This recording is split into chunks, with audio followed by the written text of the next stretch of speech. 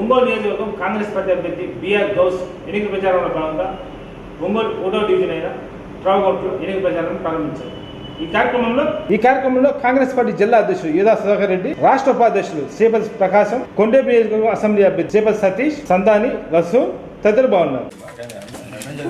కాంగ్రెస్ ఓటేస్తే మీకు నెలకి 5,000 రూపాయలు మహిళలకు ఇస్తారు, 500 రూపాయలకి సిలిండర్ ఇస్తారు. కాబట్టి కాంగ్రెస్ ఓటేయండి. ముస్లిం హక్కులన్నీ కాపాడతారు. ఏ పార్టీ అయినా కాపాడలేదు, మొత్తం బీజేపీకి తొత్తులే. రిజర్వేషన్ ఇచ్చింది ముస్లిం కాంగ్రెస్ పార్టీ, రాజశేఖర రెడ్డి గారు 4% రిజర్వేషన్ ఉండాలి, కమ్యూనిటీ బాగుండాలి, బాగుండాలి. కాంగ్రెస్ పార్టీకి అర్థం గుర్తుంది.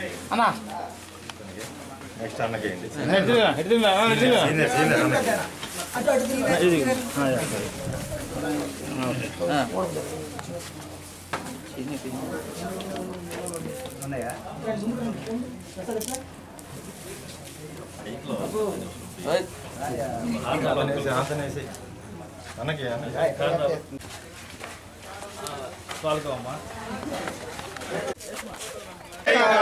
రాహుల్ గాంధీ ప్రధాని చేద్దాం.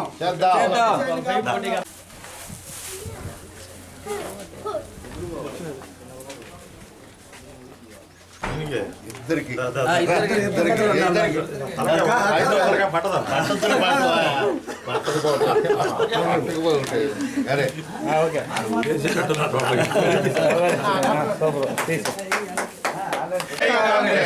గాంధీ ప్రధాని చేద్దాం.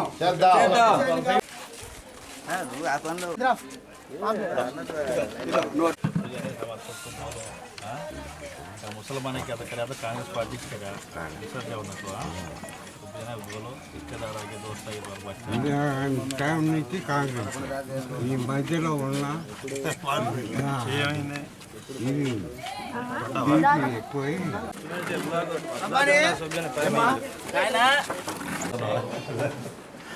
నమస్తే అమ్మా, సిస్టర్ నమస్తే. నమస్తే అమ్మా. హక్కులు కాపాడేది కాంగ్రెస్ పార్టీ, మీకు తర్వాత ఏం కాదు. ఇంకెప్పుడు కాంగ్రెస్ లో ఉండాలా? గెలిపించాలి. మన హక్కులకి రిజర్వేషన్లకి కాంగ్రెస్ పార్టీ 4% ఇచ్చింది. ఆ 4% ఉండాలన్నా, సిఏఏ అమలు కాకుండా ఉండాలన్నా హస్తం గుర్తు కొట్టండి. సిఏఏ వేస్తే రేపు దేశంలో మనం పౌరసత్వాన్ని నిలిపించుకోవాలి. మేము భారతీయులు అని, అది పరిస్థితి. అది కావాలంటే కాంగ్రెస్ పార్టీకి హస్తం గుర్తు కొట్టలేండి, మన అందరం బాగుంటాం. ఓకే అమ్మా.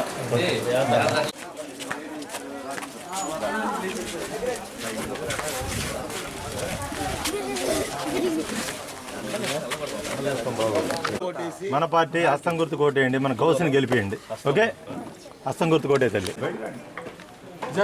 మర్చిపోకుండా. హస్తం గుర్తుకి కాంగ్రెస్ పార్టీ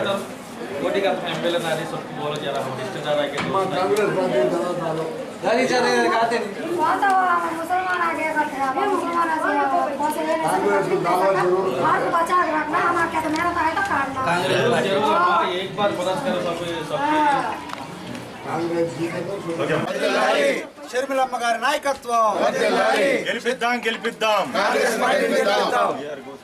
గెలిపిద్దాం, గెలిపిద్దాం, గెలిపిద్దాం, గెలిపిద్దాం. హస్తం గుర్తుకే మనోటి ముద్ర, హస్తం గుర్తుకే మనోటి ముద్ర. జిందాబాద్ కాంగ్రెస్ పార్టీ, జిందాబాద్ కాంగ్రెస్ పార్టీ. వర్ధిల్లాలి రాహుల్ గాంధీ గారి నాయకత్వం, వర్ధిల్లాలి మల్లికార్జున ఖర్గే గారి నాయకత్వం, వర్ధిల్లాలి సోనియా గాంధీ గారి నాయకత్వం, వర్ధిల్లాలి వైఎస్ షర్మిలారెడ్డి గారి నాయకత్వం. జోహార్ వైఎస్ రాజశేఖర రెడ్డి గారు, జోహార్ వైఎస్ రాజశేఖర రెడ్డి గారు. జై కాంగ్రెస్, జై కాంగ్రెస్, జై కాంగ్రెస్.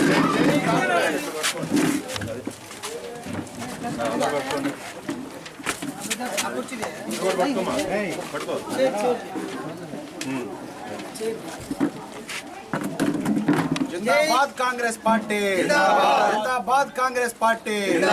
రాహుల్ గాంధీ గారి నాయకత్వం, సోనియా నుంచి ఇట్లా నుంచి జనాన్ని తీరా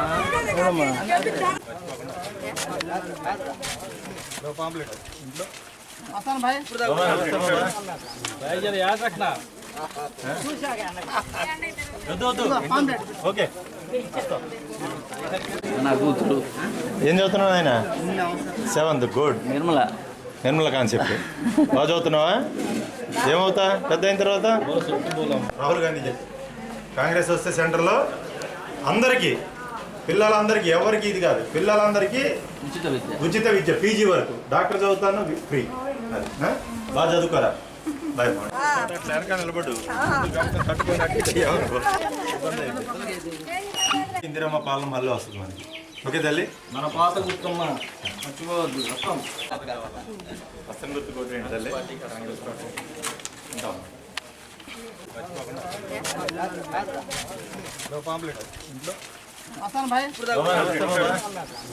याद रखना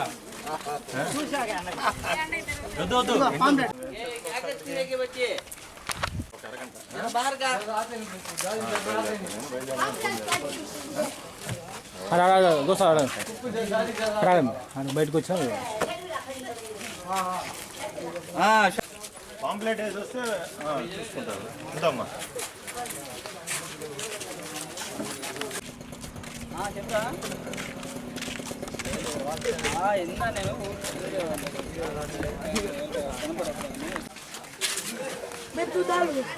పెద్దమ్మా నమస్తే చెప్పు మా కాంగ్రెస్ పార్టీ తరఫు పోటీ చేస్తున్నాం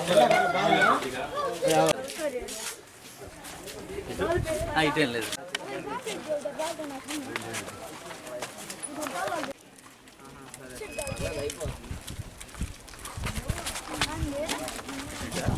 ఇటం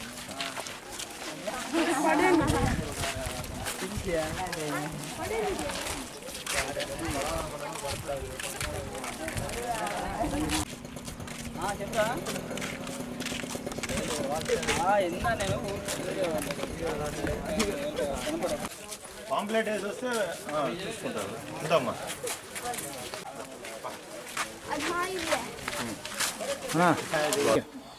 రానున్న ఎన్నికల్లో ఒంగోలు నియోజకవర్గం నుండి కాంగ్రెస్ పార్టీ అభ్యర్థిగా నన్ను ప్రకటించిన తర్వాత ఈరోజు మొట్టమొదటిసారి ఒంగోలు నియోజకవర్గంలోని ఒంగోలు నగరంలో 1వ డివిజన్లోని రోవగుంట నుండి కాంగ్రెస్ పార్టీ ఎన్నికల ప్రచారాన్ని ఈరోజు ప్రారంభించడం జరిగింది. ఈ ప్రచారంలో భాగంగా దరిదాపుల్లో మన మిత్రుడు ప్రముఖ న్యాయవాది సందాని గారి ఆధ్వర్యంలో ఈరోజు ఇక్కడ ప్రచార కార్యక్రమం నిర్వహించడం జరిగింది. అందరి ఇళ్ళకి వెళ్ళి ప్రతి ఒక్క సోదరులను అందరినీ కాంగ్రెస్ పార్టీకి ఓటు వేయాల్సిందిగా అభ్యర్థిస్తూ ఉన్నాము. ఈరోజు ప్రజలకి మేము ఒకటే చెప్తున్నాము, గత 10 సంవత్సరాల్లో ఈ భారతదేశంలో జరిగిన పరిణామాలు అందరూ గమనిస్తూ ఉన్నారు. ఈ 10 సంవత్సరాల్లో అభివృద్ధి జరిగింది శూన్యమైతే విధ్వంసమే ఎక్కువ జరిగింది. కులాల పేరు మీద, మతాల పేరు మీద ఒక పక్క విధ్వంసం, కరోనా వస్తే దానిపైన విధ్వంసం, ఏదన్నా మంచి చేయమని అడిగేటప్పుడు సిఏఏ ఎన్ఆర్సీ అని చెప్పి కొత్త చట్టాలు తీసుకొచ్చి, రైతు వ్యతిరేక చట్టాలు తీసుకొచ్చి ఈరోజు ఈ దేశంలో ఉన్న బీజేపీ ప్రభుత్వం కానివ్వండి, అదేవిధంగా ఈ రాష్ట్రంలో పరిస్థితులు చూస్తే రాజధాని లేని రాష్ట్రం బహుశా భారతదేశంలో చరిత్రలో ఇదే మొదటిసారేమో. 3 రాజధానులని పేరు మనం చెప్పుకుంటున్నారు, ఎక్కడ రాజధాని కూడా వేసింది లేదు. అదేవిధంగా మద్యం పేరు చెప్పి, ఇసుక పేరు చెప్పి దారుణమైన దోపిడీ చేస్తున్నారు. ప్రజలకి స్వయం ఉపాధి పథకాలు లేవు, ఉద్యోగాలు లేవు. మరీ ముఖ్యంగా ఒంగోలు నియోజకవర్గానికి సంబంధించి గత 20 సంవత్సరాల నుండి ఇక్కడ ఒక శాసనసభ్యుడు, మాజీ మంత్రి 24 గంటలకు ఒకసారి నీళ్ళు ఇవ్వకపోతే నేను వచ్చే ఎన్నికల్లో పోటీ చేయను అని చెప్పి 6 సార్లు చెప్పాడు. ఇప్పుడు 24 గంటలకు ఒకసారి కూడా నేను నీళ్లు చూసింది లేదు, ఆయన పోటీ చేయకుండా ఆగింది కూడా లేదు. 75,000 జనాభా ఉన్నప్పుడు ఆయన ఇక్కడ మొదటిసారి ఎమ్మెల్యే అయ్యాడు. ఈరోజు ఒంగోలు జనాభా దాదాపు 1,00,000 అయింది. ఆ రోజు మరి ఒకే సంవత్సరాల ట్యాంక్ ఉండింది ఆ రోజుల్లో, ఇప్పుడు 2 అయినాయి. ఇప్పుడు ఉన్న పరిస్థితి చూస్తే ప్రతి వేసవిలో కూడా ఒంగోలు నగరానికి కనీసం 4 సంవత్సరాల ట్యాంకులు అవసరం ఉంది. ఇప్పటికీ ఆ బాధ తీరలేదు. ఇంక ఇది ఎండాకాలం జరుగుతుంది, ఈ రాబోయే రోజులు కూడా ఎలా ఉంటాయో మరి ఆ నీటి కష్టాలు చూడాలి. ఒంగోలు నీటి అవసరాలకి గుండ్లకం ప్రాజెక్టుకి సంబంధించి 30 కోట్లు గత ప్రభుత్వం శాంక్షన్ చేసి పైప్ లైన్ వేస్తుంటే అట్లీస్ట్ ఒక గేటు ఊడిపోతే ఆ గేటు కూడా బాగా చేయించుకునే పరిస్థితి దౌర్భాగ్యస్థితిలో ఈరోజు గడిచిన ప్రభుత్వం ఉంది. ఇంకా శానిటైజేషన్ కానీ డ్రైనేజ్ సమస్యలు కానీ చాలా ఉన్నాయి. అందరికీ విజ్ఞప్తి చేస్తున్నాను, 20 సంవత్సరాల నుంచి ఇదే ఊరిలో ఇదే ప్రజల మధ్యన పెరిగాను. పార్టీలకు అతీతంగా ఒకసారి నాకు అవకాశం ఇవ్వండి, అభివృద్ధి అంటే ఏదో చూపిస్తాను, నాయకుడు ఎలా ఉండాలో నిరూపిస్తా అని చెప్పి ప్రజలందరినీ పేరున వేడుకుంటూ సెలవు తీసుకుంటాం. ఈరోజు ఒంగోలు అసెంబ్లీ నియోజకవర్గ కాంగ్రెస్ పార్టీ అభ్యర్థిగా బిఆర్ గౌస్ గారిని కాంగ్రెస్ పార్టీ అధిష్టానం అనౌన్స్ చేసిన తర్వాత ఈరోజు మొదటిసారిగా ఒంగోలు అసెంబ్లీ నియోజకవర్గం త్రోవగుంటలోని 1వ వార్డులో క్యాంపెయిన్ నిర్వహించడం జరిగింది సందాని గారి ఆధ్వర్యంలో. మరి ముఖ్యంగా సోదరుడు గౌస్ చెప్పినట్లు ఒంగోలులో ఉన్నటువంటి సమస్యల్ని తీర్చడానికి బాలినేని శ్రీనివాసరెడ్డి గారు ఆయనకి ఎన్నో అవకాశాలు వచ్చినా కూడా ఆయన చేయలేకపోయాడు కాదు, చేయలేదు అనేది స్పష్టం. మరి రాహుల్ గాంధీ గారు నిన్ననే కాంగ్రెస్ పార్టీ మేనిఫెస్టోని ప్రకటించడం జరిగింది. మరి రాష్ట్రానికి ముఖ్యంగా ప్రత్యేక హోదాని మేము అధికారంలోకి వస్తే మొదటగా సంతకం ప్రత్యేక హోదా మీదనే పెడతానని చెప్పేసి రాహుల్ గాంధీ గారు చెప్పారు. మరి గడిచినటువంటి 10 సంవత్సరాల్లో అటు తెలుగుదేశం పార్టీ కానీ వైఎస్ఆర్ కాంగ్రెస్ పార్టీ కానీ ప్రత్యేక హోదా కోసం కనీసం పోరాడలేనటువంటి పరిస్థితి. మరి ఈరోజు ఎంతోమంది నిరుద్యోగ యువత డిగ్రీలు చేతపట్టుకొని ఉద్యోగాలు లేక అల్లాడిపోతూ ఉన్నారు. ప్రత్యేక హోదా వస్తే నిరుద్యోగ రూపుమాపుతుందని చెప్పేసి మేము తెలియజేస్తా ఉన్నాం. అంతేకాకుండా దేశంలో 30 లక్షల ఉద్యోగాలు ప్రతి సంవత్సరం కూడా మేము ఇస్తామన్నారు. ఆ 30 లక్షల ఉద్యోగాల్లో 50% మహిళలకి కేటాయిస్తామని చెప్పడం జరిగింది. అలాగే రాష్ట్రంలో 2,25,000 ఉద్యోగాలు కాంగ్రెస్ పార్టీ అధికారంలోకి రాగానే మేము మొదటి సంతకం 2,25,000 ఉద్యోగాల ఖాళీ భర్తీ మీద సంతకం చేస్తామని చెప్పేసి మా రాష్ట్ర అధ్యక్షురాలు శ్రీమతి షర్మిలారెడ్డి గారు చెప్పడం జరిగింది. అంతేకాకుండా రైతులకి స్వామినాథన్ కమిషన్ ఇచ్చినట్టుగా గిట్టుబాటు ధర మద్దతు ధరకి చట్టాన్ని తీసుకొని వస్తామని చెప్పేసి రాహుల్ గాంధీ గారు మల్లికార్జున ఖర్గే గారు మేనిఫెస్టోలో పెట్టారు. అంతేకాకుండా రైతుకి అయినటువంటి పంట ఖర్చు మీద 50% మీద అంటే 50% ఆదాయం ఇచ్చి ప్రభుత్వమే కొనుగోలు చేస్తుందని చెప్పేసి కూడా ఆయన చెప్పడం జరిగింది. అలాగే రైతు రుణమాఫీ 2 లక్షల రూపాయలు చేస్తాం మేము అధికారంలోకి రాగాలని చెప్పేసి కాంగ్రెస్ పార్టీ ప్రకటించినటువంటి సంగతి. అంతేకాకుండా మహిళలకి సంవత్సరానికి 1,00,000 రూపాయలు అంటే 8,500 రూపాయలు ప్రతి నెలకి కూడా సామాన్య మధ్యతరగతి పేదవారికి కులాలకు అతీతంగా మతాలకు అతీతంగా కాంగ్రెస్ పార్టీ నెలకి 8,500 రూపాయలు పేద మహిళకి ఇస్తామని చెప్పడం కూడా జరిగింది.